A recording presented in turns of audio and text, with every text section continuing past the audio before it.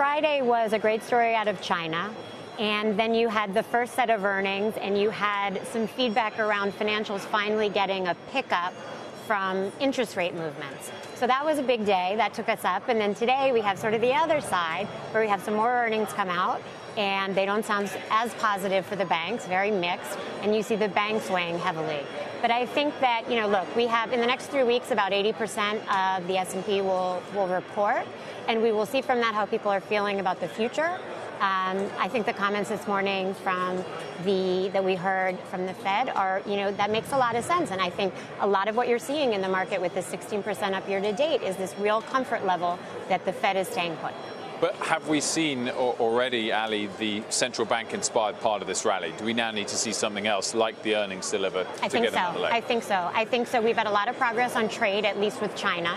There's some rumblings about what we're going to be seeing and what sort of headwinds we're going to face with Japan and with the European Union. But I think absolutely, right, we are 16% up for the year. As you said, we're near all-time highs.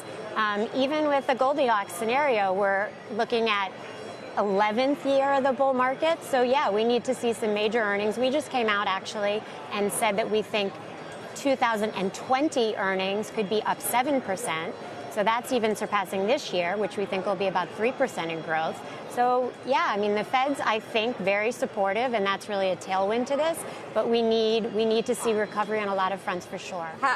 How do you expect earnings to go, and do you see it as a catalyst to take this market higher after a pretty stunning rally that's looking tired? I think expectations are so low compared to what we had back in December. If we were sitting here in December, expectations would have been much higher. But the streets brought down earnings to such a point that I think going forward, it's going to be what are companies going to say in the second and third quarter now that you can kitchen sink this. And I think that's where we're going to see if companies can say, look through this trade talk and say we're going to get growth in industrials and cyclicals. I think that's where you're going to see earnings growth. And I don't think you're going to really see much benefit from the Fed. So multiple expansion's really done.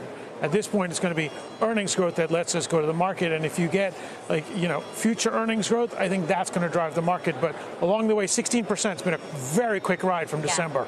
So anything that misses today, you can see the stocks kind of pulling back and money moving into sectors that are going to have higher growth. When you have low interest rates, growth stocks are going to do much better than you have. And that's where we are again.